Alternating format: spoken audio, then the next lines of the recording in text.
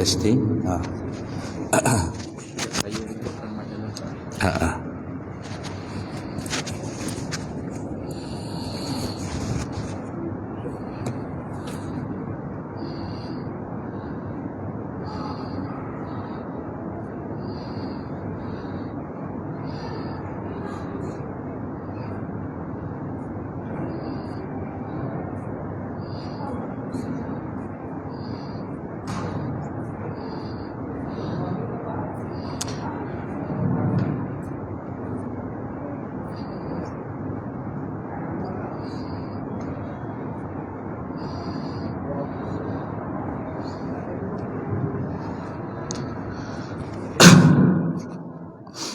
Assalamualaikum warahmatullahi wabarakatuh. Bismillah, alhamdulillah, wasyukru lillah ala ni'matillah, wala hawla wala quwwata illa billah. Wassalatu wassalamu ala sayyidina rasulillah, sayyidina Muhammad ibn Abdillah, wa ala alihi wa ashabihi wa man tabi'a sunnatahu wa jama'atah min yaumina hadha ila yaumil ba'thi wan nahdah. Amma ba'du, faqad qala Allah ta'ala fil Qur'anil 'azim wa huwa asdaqul qailin. A'udzu billahi minasy syaithanir rajim. Bismillahirrahmanirrahim.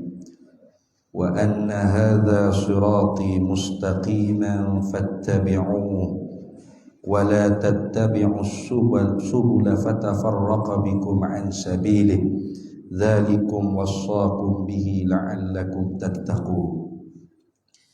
Sesungguhnya inilah satu jalanku yang lurus, maka kalian ikutlah akan satu jalan yang lurus tersebut. Dan jangan kalian mengikut akan segala jalan-jalan yang lain selain daripada satu jalan yang lurus, karena menyebabkan apabila kalian ikut jalan-jalan yang selain daripada satu jalan yang lurus, maka kalian akan berpecah belah daripada jalanan yang satu.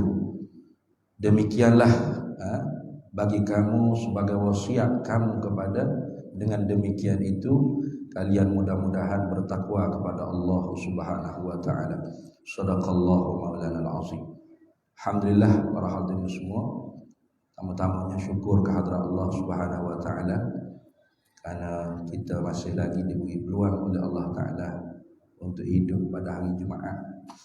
Yang mana hidup hari Jumaat ke Jumaat saja itu sudah ada kelebihan yang Allah taala janji. Sebagaimana sabda Nabi sallallahu alaihi wasallam, al-jum'atu bainal jum'ati mukaffaratun bainahunna idza jatanabal kaba'ir. Hidup daripada Jumaat ke Jumaat itu saja sudah pun Allah taala mengkifaratkan dosa-dosa yang kecil. Syaratnya kita tidak mengerjakan dosa-dosa yang besar. Maka setengah daripada perkara yang penting sekali dalam kehidupan kita sebagai orang yang beragama ialah tentang pegangan kita, iaitu akidah kita. Karena tajuk yang diberi kepada hamba pada tengah hari ini ialah akidah ahli sunnah wal jamaah. Nah, tajuk yang diberi oleh pihak pihak surau tabung haji kita ni. Para hadirin semua, satu hari Nabi SAW dia baginda garis di atas tanah satu garisan yang lurus. Kemudiannya Nabi kita garis beberapa garisan-garisan yang lain di kiri dan kanan garisan yang lurus tersebut, beberapa garisan yang bengkang-bengkok. Lalu Rasulullah SAW baca ayat tadi, wa anna hadha sirati mustaqiman fattabi'uhu wa la tattabi'us subula fatafarraqa bikum an sabilihi dzalikum wassaqum bihi la'allakum tattaqun. Nabi kita kata sesungguhnya inilah mana satu jalan yang garis yang lurus tadi itu kinayah perumpamaan bagi jalanan Nabi sallallahu alaihi wasallam yang satu yang mustaqiman, yang betul, yang lurus. Lalu apakah wasiat Nabi kepada kita dengan satu jalan yang lurus, yang satu tadi itu? Fattabi'u, maka hendaklah kalian mengikut akan satu jalan yang lurus tersebut. Kemudian ada garis-garis di kiri kanan jalan tersebut, garisan yang bengkang-bengkok, garisan yang tidak lurus.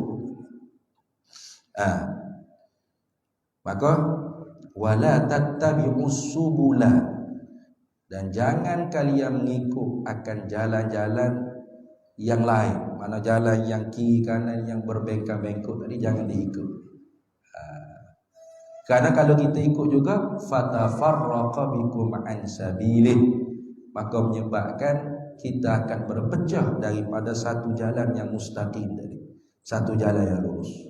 Dzalikum wassaqum bihi la'allakum tattaqun, demikianlah bagi kamu wasiat Nabi sallallahu alaihi wasallam bagi kamu, dengan dia mudah-mudahan kita semua bertakwa kepada Allah. Artinya kita imtisalu awamir wajtinabun nawahi, kita junjung titah perintah Nabi, yaitu ikut satu jalan yang lurus, wajtinabun nawahi, dan kita junjung titah perintah Nabi, jauhi larangan Nabi itu mengikut jalan-jalan yang bengkak-bengkok selain daripada satu jalan yang lurus. Maka karena itu di dalam hadis yang lain Nabi sallallahu alaihi wasallam bersabda, la taftariqu ummati ala 73 firqah, selagi akan berpecah umatku ini 73 firqah, 73 fuq. Yang mana 73 firqah ni ialah firqah Islamiyah, fuq yang dibangsakan kepada Islam, bukan di luar daripada daerah Islam, bukan Hindu, Buddha, Kristian, Konghucu, bukan. Masih di dalam Islam, masih mengucap dua kalimah syahadat, masih mengatakan asyhadu an la ilaha illallah wa asyhadu anna sayyidana Muhammadar Rasulullah. Kemudian Nabi kata fawahidun fil jannah, satu firqah yang masuk ke syurga. Artinya satu firqah yang berjaya tidak kekal di dalam api neraka. Sama ada masuk syurga direct ataupun ada dosa, maka kalau Tuhan tidak ampun maka kena bakar juga dalam api neraka. Tetapi kerana iman yang sah, akidah yang sahihah, maka masuk syurga akhirnya. Satu fuq, itu maksudnya. Sebab itu digelar dengan firqatun najiyah, satu fuq yang najiyah, yang berjaya lepas daripada kekal di dalam api neraka. Ada satu orang tokoh ulama Jawi kita, namanya Syekh Zainul Abidin bin Muhammad Al-Fattani. Kemudian dia ngaji di Mekah Al-Makki. Kemudian dia balik ke tanah Jawi, akhirnya buka pondok di Pulau Pinang, ke Al-Filfilani. Gelaran dia ada. Dia ada satu karangan yang dia karang, namanya Aqidatun Najin. Itu Aqidatun Najin, nama kitab. Artinya akidah, pegangan An-Najina, orang yang berjaya lepas daripada kekal di dalam api neraka. Itu dah. Jadi satu fuq yang berjaya lepas daripada kekal di dalam api neraka. Itu maksud dengan kata fawahidun fil jannah, satu fuq masuk syurga. Dengan makna sama ada masuk syurga bi ghairi hisab, tanpa hisab, satu, atau masuk syurga dengan hisaban yasira, dengan hisab yang mudah. Hisab yang mudah ni artinya Allah Ta'ala direct hisab amalan hamba tu, dia dengan Allah Ta'ala dia dengan Allah Ta'ala. Mana manusia lain tidak tahu apa-apa keaiban yang dia buat. Itu dipanggil hisaban yasir. Ataupun hisab yang berat, artinya manusia pakak tahu aib apa yang dia buat, tetapi Allah Ta'ala ampun. ataupun tidak diampun nak kena masuk neraka tetapi dapat syafaat Rasulullah sallallahu alaihi wasallam, ataupun dapat syafaat daripada alim ulama, syuhada ataupun huffazul Quran dan sebagainya, ataupun masuk neraka juga tetapi akhirnya masuk syurga. Itu maksud fawahidun fil jannah, satu fuq yang masuk syurga. Wa thintani wa sab'ina finnar, 72 firqah yang lain Nabi kata masuk ke neraka. Arti masuk neraka ni sama ada kekal di dalam api neraka kalau bid'ah yang dikerjakannya itu membuatkan sampai ke tahap kufur. Sesak dia tu sampai ke tahap kufur, itu maksud. Ataupun masuk neraka dulu kerana dia sesak, tapi kerana ada iman sebesar zarah, sesak dia tu tidak sampai ke tahap kufur, masuk syurga juga akhir sekalinya. Itu disebut oleh Imam Jalaluddin Ad-Dawani ketika mensyarahkan hadis tersebut di dalam kitab Aqaid Ad-Dudiyah karangan Qadhi Ad-Duddin Al-Iji. Jadi hak sesak ni ada dua. Sesak saja tak naik sampai tahap kufur, atau sesak lagi kufur. Itu. Maka sebab tu sesak dengan kufur tu dia ada umum khusus dia. Tiap-tiap sesak belum tentu kufur, tapi tiap-tiap kufur pasti sesak. Lagu tu dah. Macam kelompok Mu'tazilah, kelompok Mu'tazilah sesak, tapi kufur dak dia? Belum sampai tahap kufur pada perkara-perkara yang tidak menyampaikan dia ke tahap kufur, seperti menafikan sifat Allah Ta'ala, digelarkan mereka Mu'attilah. Tuhan ni tidak ada sifat, ataupun mereka mengisbatkan makhluk ni dapat memberi manfaat mudarat dengan kekuatan yang Allah Ta'ala jadikan pada makhluk ni. Macam duduk dengan aircon yang sejuk ni, Mu'tazilah kata aircon mampu memberi sejuk kerana Allah telah jadikan quwwah, power, mampu aircon tu bagi sejuk. Maka akidah ni sesat. Tapi tidak kufur, tak kufur. Sesat ya sesat, tapi tak kufur. Lampu dapat memberi cerah dengan sebab Allah Ta'ala jadikan quwwah, power pada dia, mampu memberi cerah. Kereta mampu menyampaikan kita ke destinasi yang kita nak tuju dengan quwwah, power yang telah dijadikan oleh Allah Ta'ala pada kereta.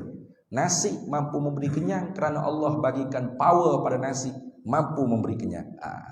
Akidah seperti ini belum jatuh ke tahap kufur, tapi sesat. Wa may yaqul bil quwwatil muda'ati fadzaka bid'iyun fala taltafiti. Barang siapa yang i'tiqad makhluk ini dapat memberi bekas, memberi kesan pada manfaat atau mudarat dengan quwwah yang dijadikan oleh Allah Ta'ala pada diri dia, fadzaka bid'iyun, maka akidah seperti ini bid'ah dhalalah, fala taltafit, jangan kita ikut. Dan di sananya ada juga akidah yang bukan setakat sesat, bahkan kufur. Mana contoh? Seperti akidah kelompok falasifah, falsafah. Fuak yang ambil ilmu daripada Aflatun, Aristoteles, Saqrat. Ini akidah mereka ni jatuh ke tahap kufur. Contoh mana? Seperti fuak falasifah, mereka mengatakan makhluk ni dapat memberi kesan dengan kerana diri makhluk tu sendiri, atau makhluk ni dapat memberi kesan kerana tabiat semula jadi makhluk tu sendiri. Dua-dua kafir belaka. Mana contoh? Aircon dapat memberi sejuk kerana tabiat aircon. Tabiat aircon dah beri sejuk. Ataupun kerana aircon kita dapat sejuk. Jadikan illah. Dapat sejuk tu aircon. Maka dua-dua ni kan kafir. Kerana nasi kita dapat kenyang. Atau tabiat nasi, memberi kenyang. Kerana air hilang dahaga, atau tabiat air menghilangkan dahaga. Ikut apa saja. Nah, kerana pisau yang tajam memutuskan, atau tabiat pisau yang tajam boleh memutuskan. Akidah ni falasifah, kafir. Wa may yaqul bi tabai au bi illah fadzaka kufrun inda ahli millah. Barang siapa yang i'tiqad makhluk ni dapat memberi manfaat mudarat kerana diri dia atau tabiat semula jadi dia, maka akidah ni kufur di sisi ulama kita ahli sunnah wal jamaah. Nah. Ada lagi kekufuran falasifah, ada lagi banyak kufriyat falasifah di banyak. Antara lainnya disebut ulama ahli sunnah wal jamaah al-asy'ariyah wal maturidiyah mengkafirkan falasifah dengan sebab 3 perkara. Nah, bisalasatin kafaral falasifatul idah idh ankaruha wahyal musbattah ilmun bijuz'iyyin wa hudutsu awalimi wa hasyrun li ajsadin wa kanat maitah. Dengan sebab 3 perkara ulama ahli sunnah, ulama sifat 20, mudah cakap bahasa kita. Ulama sifat 20 mengkafirkan puak falasifah. Sebab tu saya pelik bila orang kata ngaji sifat 20 ngaji falsafah. Pelik. Ulama sifat 20 mengkafirkan falsafah.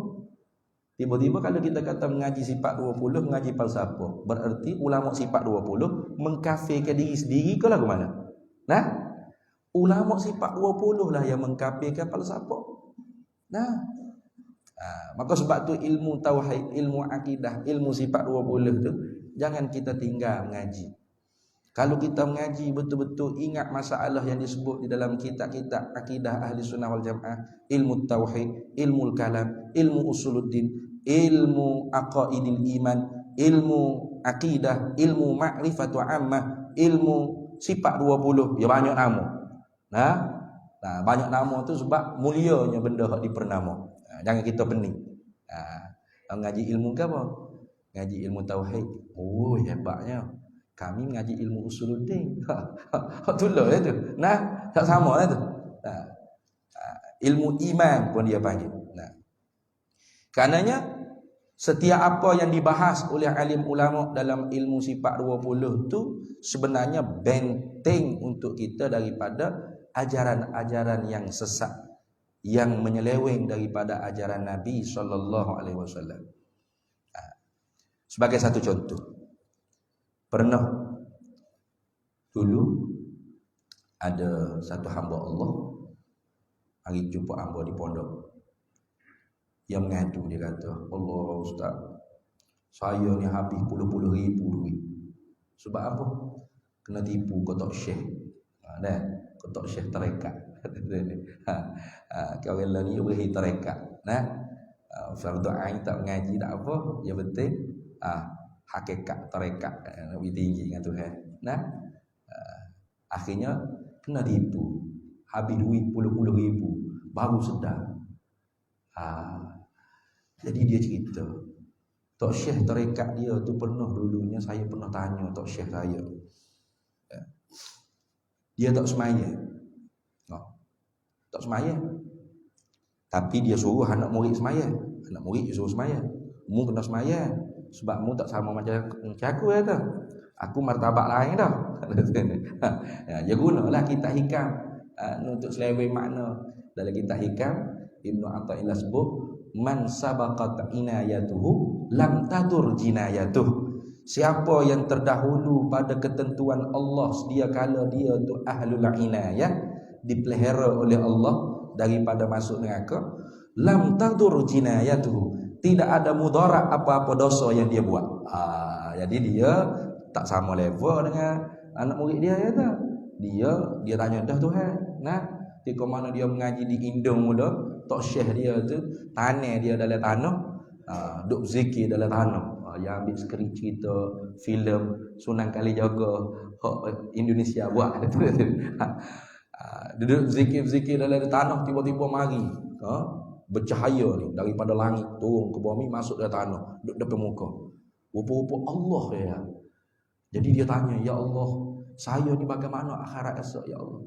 Jadi Allah Ta'ala firman pada saya, jangan main. Dia kata, Abang Mak jangan bimbang. Nah, Abang Mak garanti syurga. Jadi sebab tu saya tak semaya tak apa. Awak-awak semua tak boleh. Sebab awak semua tak makrifat lagi. Awak-awak kena semaya dulu. Kena taat syariat ni. Bagus dia je. Tapi dia tak semaya. Jadi murid dia tanya, Tok Guru, Tok Syekh, kenapa Tok Syekh tak semaya? Lalu dia pun jawab. Dia kata, bermula sembahyang itu senaman jasmanimu. Nah, jasadmu itu makanan ulat di dalam kuburmu. Yang bangkit bertemu dengan Tuhanmu hanyalah rohmu. Maka sibuklah kamu menyucikan rohanimu. Sedap tak ayat? Sedap dia. Rasa nak tweet dalam Twitter ni. Masya Allah, ayat ni ini kalam sufi tasawuf tinggi ni. Saya kata kalau awak mengaji sifat 20, masa dia cakap gitu tahu boleh tapa dah dia. Sebab apa? Sebab kalam yang diucap tu ialah kalam kekufuran. Yang bangkit bertemu dengan Tuhanmu hanyalah rohmu. Itu akidah falsafah. Itu kan? Mana? Tadi 3 perkara. Dikafirkan ulama ahli sunnah wal jamaah. Mengkafirkan falasifah. Mana pertama? Ilmun bijuz'iyyin. Ilmu Allah dengan secara detail. Ahli falsafah kata tidak. Allah hanya mengetahui dengan secara umum saja. Allah Ta'ala tahu rambut, tahu. Berapa helai, Tuhan tak tahu, banyak sangat. Pening kepala Tuhan nak bila berapa. Tu kafir tak dia? Kafir. Kita orang akidah ahli sunnah jamaah, Allah ilmunya mengetahui dengan secara umum dan detail, kulli dan juz'i. Dan ilmu Allah tidak terdahulu jahil. Tuhan tahu berapa helai rambut kita ni sedia kala, tidak perlu bilang. Bukan kena bilang dulu 1, 2, 3, 4. Bukan. Detail Tuhan tahu satu persatu. Wa hudusu awalimi, baharu alam ini, kata falsafah tidak. Alam ini qadim. Bukan Tuhan yang menjadi, sedia kala. Semula jadi dia panggil. Itu. Kafir tak falsafah? Kafir. Wa hasyrun li ajsadin wa kanat maitah. Dihimpun kita akhirat esok dengan jasad. Dibangkit kita akhirat esok, tiup sangkakala yang kedua dengan jasad. Padahal sebelumnya kita ialah mayyitah. Mayyit artinya bangkai yang duduk dalam kubur. Betul tak? Kata falsafah tidak. Bagaimana nak bangkit dengan jasad? Jasad sudah hancur, makanan ulat dalam kubur. Yang bangkit hanyalah roh. Itu. Hanyalah roh. Maka kafir dak orang i'tikad bangkit dengan roh sahaja, kafir. Maka setengah daripada kekufuran falasifah yang masuk ke dalam alam Islam ialah orang yang mengiktikadkan tanasukhul arwah. Roh ni boleh berpindah-pindah. Kenapa? Karena nantinya dia akan mengingkari bangkit dengan jasad. Walaupun kekufuran tanasukhul arwah tu ialah menafikan hari kebangkitan, mana tak ada langsung akhirat. Tetapi walaupun ada yang mengiktikadkan tanasukhul arwah, tidak mengingkari adanya hari akhirat, tetapi mereka akan mengingkari bangkitnya manusia ni dengan jasad. Sebab jasad tu satu, roh jasad tu banyak, roh tu satu. Contoh, orang yang iktikad roh ni boleh berpindah-pindah kan? Contoh macam saya ni, saya tak tahu roh saya ni roh siapa, tahu? Roh Sayyidina Umar atau roh Sayyidina Ali, tak tahu ni. Bukan saya ni sebenarnya. Tubuh je tubuh Ahmad Faiz, tapi tu roh ni bukan roh saya. Orang yang iktikad lagu ni berarti jasad tu banyak, betul tak? Jasad tu banyak. Jasad Umar, anak dia, banyak jasad, tapi roh saya. Jadi bila tiup sangkakala yang kedua, kalau roh boleh berpindah dalam jasad, maknanya roh satu tapi jasad banyak. Berarti bila bangkit daripada kubur masing-masing, roh siapa yang bangkit tu? Tak kira tubuh. Tubuh ada 10. Roh satu je. Bangkit serta. Terima dengan akal? Tak terima. Adamu qabulis subut. Tak terima sungguh, mana tidak. Benda tak boleh terima dengan kepala otak. Berarti akan mengingkari bangkitnya dengan jasad. Kufur? Kufur siapa yang iktikad lagu tu. Jadi saya kata kalau awak mengaji sifat 20, Allah, tak siapa habislah duit awak puluh-puluh ribu kena tipu kau tak sah tu. Dengar dia jawab gitu tu boleh tahu dah. Akidah dia akidah falasifah. Akidah yang kufur. Pegangan yang kufur. Bukan pegangan ahli sunnah wal jamaah. Sebab itulah para hadirin semua, alim ulama kita dulu nak sangat jaga iman. Nabi SAW sabda, inni lastu akhsha alaikum wa an tusyriku walakinni akhsha alaikumud dunya an tanafasuha. Sesungguhnya aku tidak bimbang berlaku kepada kamu syirik. Ya aku bimbangnya apabila mu dapat dunia, mu berlomba-lomba dengan dunia. Itu Nabi bimbang. Sebab apa Nabi tak bimbang dengan syirik? Sebab Nabi tahu bahawasanya ulama umat Nabi SAW sangat tegak menjaga tauhid. Sangat kuat menjaga tauhid. Sangat kuat. Lebih cermat daripada pramugari menjaga keselamatan penumpang di atas pesawat kapal terbang flight. Ya? Kita naik flight kan? Kalau nak balik Kelantan pagi tadi. Daripada Subang nak klik Kelantan naik flight. Kita masuk dalam flight. Pramugari ajar kita cara nak ikat sabuk tali pengaman gapo dak sini. Kita pun tengok, oh lagu ni cara dia. Pandai dah kita, betul? Sudah hijrah kita di Kota Baru, nak balik pula Kuala Lumpur, naik flight pula dah. Naik flight pula. Pramugari ajar pula dah. Ajar pula. Kita tu tak boleh kata, "Oi, pramugari, cukup dah tu. Alah pagi tak ni mu ajar dah. Alah balik ajar pula." Macam bodoh sangat akunya. Tak boleh. Apa? Tugas dia pramugari ni nak jaga keselamatan penumpang. Kalau setara tu pramugari nak jaga keselamatan penumpang, ulama akidah nak jaga akidah umat lebih lagi. Sebab tu para hadirin semua kalau mengaji ilmu akidah kan. Kalau orang mengaji biasa mengaji sifat 20 ya kita tahu. Apabila mengaji sifat wujud ngaji Tuhan mesti ada. Tak ada Tuhan tentu tidak. Dalilnya makhluk ni, adanya makhluk ni. Itu ngaji lagu tu sifat 20. Tuhan mesti ada. Tak terima nak kata tidak. Tidak ada. Ada Tuhan sungguh sengerti. Tak ada Tuhan tentu tidak. Gitu ngaji lagu tu. Ada orang buat mengaji. Kata apa mengaji Allah wujud? Artinya ada. Ada siapa? Ada Allah.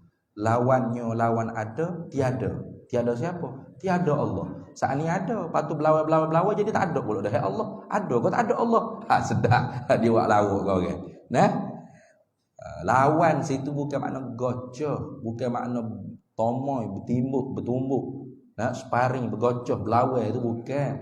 Lawan itu artinya tak boleh beripun sekali. Did dia panggil did. Kalau ada bahasa Arab dia panggil wadidduha, dan didnya di bagi sifat ada tu apa? Lawan bagi sifat ada tu tiada gitu. Bila kita i'tikad ada Allah mesti sengerti ada Allah, maka tak ada Allah tentu tidak. Gitu kan? Kena Nabi gitu, tentu tidak. Jadi orang buat mengaji itu barangkali dia tak faham ataupun dia sengaja ngajar pura-pura tak faham. Dalam Quran kita diajar ngaji orang panggil istihalatul mustahil. Mana? Lam yalid wa lam yulad. Itu kan? Kita tak ngaji yalid yulad, kita ngaji lam yalid wa lam yulad. Tentu tidak Tuhan diperanak, tentu tidak Tuhan beranak. Gitu. Kita tak mengaji Tuhan tak ada. Hak kita mengaji tentu tidak Tuhan tak ada. Begitu kan? Tentu tidak Tuhan baru. Tentu tidak Tuhan binasa. Tentu tidak Tuhan lemah. Gitu hak kita mengaji. Bukan mengaji Tuhan tak ada, Tuhan lemah, Tuhan binasa, tak mengaji gitu. Jadi orang tak ya begitulah, kalau tak faham dia akan buat musuh dengan benda dia tak faham. Kalau para hadirin semua mengaji ilmu tauhid tadi itu, bila selesai dah mengaji sifat wujud, Tuhan mesti ada. Ada Tuhan, makna ada Tuhan lagu mana? Kita pun ada, Tuhan pun ada. Ada Tuhan, ada hak bahasa wajib, mesti. Mana? Ada Tuhan tak tepuh dengan tak ada rasa. Ada kita ni tepuh juga dengan tak ada. Mana? Tak ada yang dahulu, tak ada yang sekarang, tidak ada yang lagi akan. Betul tak? Dulu kita tak ada. Ada kita ni mari ikut tak ada. Lepas tu sambil-sambil ada ni terima tak nak kata tak ada? Terima. Orang pergi pondok ambo ustaz ada, ustaz tak ada. Ustaz kita sekira tak berhaji. Tak terima kata tak ada. Pas lagi akan pasti dah tak ada. Pasti pula tak ada. Jadi ada kita tu tepuh dengan tak ada semua. Ada musabiq wa adamul lahiq. Ada pun ada Tuhan, tak terima nak kata tak ada. Ada Tuhan tu tak terima tak ada yang dahulu, tak terima tak ada yang sekarang, dan tak terima tak ada yang lagi ada, yang lagi akan. Mana ada Tuhan tak terima tak ada, mesti ada. Tak terima nak kata tak ada. Ada lagu tu. Nah, kalau gitu bila kita habis ngaji sifat wujud, masuk ke sifat qidam. Apa makna qidam? Qidam artinya la awwala li wujudihi. Tidak ada awal bagi adanya. Wih, makna tu pada sifat wujud tadi. Betul tak? Masuk sifat baqa pula. Apa makna baqa? Tuhan kekal. Tuhan kekal makna la akhira li wujudih. Tak ada akhir bagi adanya. Wih, pada di sifat wujud. Apa diulang lagi? Pakai lakar tu ke sini. Cepat sikit ngaji habis. Tak boleh. Kata Imam Sanusi, ulama walaupun boleh pahadah sifat qidam baqa di dalam sifat wujud, tetapi diulang-ulang huraiannya li'anna khata'a fi fanni hadzal ilmi azimun. Kerana salah di dalam medan ilmu akidah ini besar bahaya dia. Kalau tidak fasik mubtadi' kufur wal a'yadzu billahi min zalik. Sila hari bulan mati walaupun ditanam perkuburan Islam, ditanam hal keadaan menghadap kiblat, tetapi rupa-rupanya hakikat membelakangi kiblat dan tak boleh jawab soal akidah dalam kubur. Man rabbuka wa man nabiyyuka wa ma dinuka wa ma imamuka wa man ikhwanuka. Tak jawab tu. Sebab pegangnya kita tak betul. Sebab tu ilmu akidah Ahlus Sunnah wal Jamaah ilmu yang terpenting daripada sekalian yang terpenting di dalam ilmu agama. Paling penting sekali. Kata Jundab bin Abdullah dalam hadis yang sahih diriwayat oleh Ibnu Hibban. Kata dianya, kunna ma'an Nabi sallallahu alaihi wasallam wa nahnu fityanu hazawiratu. Kami ini pernah hidup dengan Nabi sallallahu alaihi wasallam wa nahnu fityanu hazawiratu, padahal kami ketika hidup dengan Nabi itu ialah pemuda-pemuda yang hampir-hampir umurnya nak dekat balik. Lalu kata Jundab bin Abdullah, bagaimanakah cara Nabi mengajar agama pada sahabat? Fata'allamnal imana qabla an nata'allamal Qur'an. Maka Nabi mengajarkan kami iman sebelum bahawa kami diajarkan Quran. Summa ta'allamal Qur'an. Kemudian baru Nabi ajarkan kami Quran. Fazdadna bihi imanan, maka bertambahlah dengan sebab Quran tadi itu akan keimanan kami. Itu cara Nabi. Jadi ilmu iman, ilmu akidah, ilmu tauhid, ilmu usuluddin, ilmu aqaidil iman, ini ilmu fardu ainin, ilmu fardu ain. Salah satu daripada 3 ilmu fardu ain. Sebab tak dapat tidak sebagai orang yang mengaku beragama, pegangan kita tu kena pastikan benar-benar mengikut pegangan ahli sunnah wal jamaah. Anak sahabat tanya Nabi, qalu man hum ya Rasulullah. Hadis tak riwayat Tabrani, tak habis lagi tadi. Siapa satu puak yang masuk syurga tu ya Rasulullah sallallahu alaihi wasallam? Qala Rasulullah sallallahu alaihi wasallam, jawab sabda Nabi sallallahu alaihi wasallam dalam riwayat Tabrani, Nabi kata ahlus sunnah wal jamaah. Riwayat yang lain Nabi kata ma ana alaihi wa ashabi. Riwayat yang lain Nabi kata al-jama'ah. Riwayat yang lain Nabi jawab sawadul a'zam. Ni pelbagai jawapan Nabi. Ini kerana apa kata ulama? Kerana Nabi nak beritahu pada kita kebenaran tu bukan semata-mata dibina pada nama. Nah, kebenaran tu tidaklah difaham daripada semata-mata nama. Nah, tetapi diambil faham daripada benda yang dipernama. Itu hakikat benda yang dipernama. Kan kita ni kan dalam undang-undang tubuh perlembagaan Islam Ahlus Sunnah wal Jamaah, akidahnya Imam Abdul Hasan Al-Asy'ari, Imam Abu Mansur Al-Maturidi, mazhabnya Imam Syafi'i, Syafi'iyah, dan meraihkan 3 mazhab yang lain. Dalam perlembagaan. Tapi kalau kita tak mengaji, tak jadi apa? Nah, duduk di perlembagaan saja ya. Nah, kerana nama tu bukan semata-mata nama saja hak kita boleh reti. Bukan saya Ahlus Sunnah Jamaah. Betul tu, saya benar dah. Tak. Kalau semata-mata nama saja, kalau gitu sesat Imam Syafi'i. Imam Syafi'i ini pernah dituduh Syiah Rafidhiyah kerana mencintai zuriat Nabi. Dan pernah dituduh sebagai Nasibiyah. Kerana apa? Kerana membela sahabat-sahabat Nabi. Kata Imam Syafi'i, kalau mencintai keluarga Nabi itu ialah Syiah Rafidhiyah, demi Allah aku Syiah Rafidhiyah. Kalau membela keadilan, kehormatan para sahabat Nabi sallallahu alaihi wasallam radhiyallahu taala anhum ajma'in, itu adalah Nasibiyah, demi Allah aku Nasibiyah. Kata siapa? Kata Imam Syafi'i. Kata Imam Syafi'i Syiah Rafidhiyah? Tidak. Nasibiyah, Nawasib? Tidak. Kata Imam Syafi'i Nasirus Sunnah, orang yang menolongkan akan sunnah Nabi sallallahu alaihi wasallam. Jadi apa pada nama? Naknya hakikat benda yang dipernama tu betul ke tidak? Tu gitu. Sebab nama boleh mengaku belaka, buat persatuan ahli sunnah wal jamaah, buat pertubuhan ahli sunnah wal jamaah. Tetapi kalau tidak benar-benar mengikut manhaj, pegangan, prinsip, perjalanan, perkara kaedah-kaedah yang dipersetujui oleh Ahlus Sunnah wal Jamaah, maka tidak dinamakan Ahlus Sunnah wal Jamaah. Jadi kerana itu, selain daripada kita mempelajari ilmu akidah Ahli Sunnah wal Jamaah, supaya kita benar-benar berada di atas perjalanan Ahli Sunnah wal Jamaah pada pegangannya, pada ibadat, pada muamalat, pada munakahatnya, dan pada akhlaknya.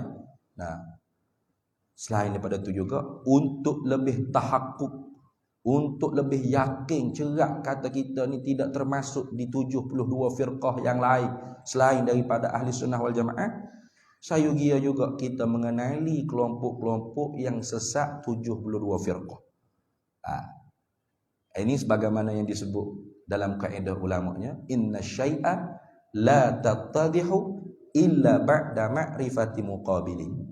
Sesungguhnya sesuatu perkara tu tidak kita benar-benar kenal dia, melainkan bila kita kenal sebelah lawan bagi dia. Kita nak kenal jatah, kena kenal juga tina. Barulah kita kenal jatah tu sebenar-benar jatah. Kalau kenal jatah tu di jatah, mari pondek kita kata tina. Kerana pondek kadang-kadang lebih comel pada tina pun ada. Dengan tingginya, dengan kulitnya, dengan besar barang dia, apa. Ini perempuan dah ni, padahal maknya, padahal pondek. Nak kenal betul-betul jatah, kena kenal tina. Nak kenal betul-betul tina, kena kenal jatah. Kenapa? Kerana ni lawan dia. Jadi nak kenal betul-betul tahakkuk cerak kata kita kenal Ahli Sunnah wal Jamaah, kena kenal juga 72 firqah yang lain. Sebab itulah antara satu karangan yang dibuat oleh ulama Jawi kita. Ni yang dikarang oleh Syekh Arsyad Al-Banjari. Namanya kitab Tuhfatur Raghibi. Hadiah yang besar bagi orang yang gemar. Fi bayani haqiqati imanil mu'mini wa ma yufsiduhu min riddatil murtaddin. Pada menyatakan hakikat iman orang mukmin, merosakkan iman daripada murtad, orang-orang yang murtad. Ini sangat bagus kitab ni. Ambo syur sungguh. Kalau tuan-tuan nak mengaji, nak kenal 72 firqah, kitab hak nipis Sebab kalau tebal-tebal malah. Kita ni kalau tebal-tebal agak tengok tu agak lemah lalu dah. Bila nak habis ngaji wal jamaah sama ada dalam bentuk pegangan akidah ataupun ibadat, fiqh muamalah atau bahagian tasawuf, bahagian hakikat, bahagian tarekat. Itu pun ada yang lain. Ahli sunnah wal jamaah dia panggil ghulatus sufiyah, pelampau-pelampau di kalangan orang sufi. Itu pun ada. Nah, yang lari daripada ahli sunnah wal jamaah yang di kalangan batiniyah, di kalangan fuak-fuak batiniyah.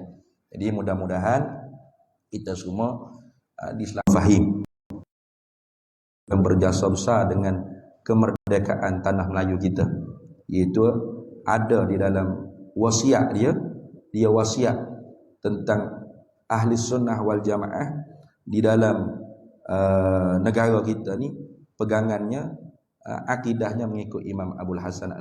Perbuatan dia menyalahi syariat, selesai masalah. Annahu syaitan. Fa'lam annahu syaitan. Jadi mudah-mudahan kita semua dirahmati oleh Allah Ta'ala dan dikekalkan di dalam jalanan ahli sunnah wal jamaah. Wallahu a'lam wa ilmuhu atam wallahul muwafiq ila aqwamit thariq. Bismillahirrahmanirrahim. Allahumma inna nas'aluka min khairi ajilihi wa ajilihi ma 'alimtu minhu wa ma lam na'lam wa nas'aluka al-jannata wa ma yuqarribu ilaiha min qawlin wa 'amalin wa niyyatin wa i'tiqad wa na'udzubika minan nar wa ma yuqarribu ilaiha min qawlin wa 'amalin wa niyyatin wa i'tiqad wa nas'aluka min khairi ma salaka 'abduka rasulika nabiyyuka Muhammadun sallallahu alaihi wasallam. Allahumma faqihna ilma syari'ati wal ma'rifati wat tariqati wal haqiqah wasta'malna biha bihaqqi sayyidina Muhammadin sallallahu alaihi wasallam.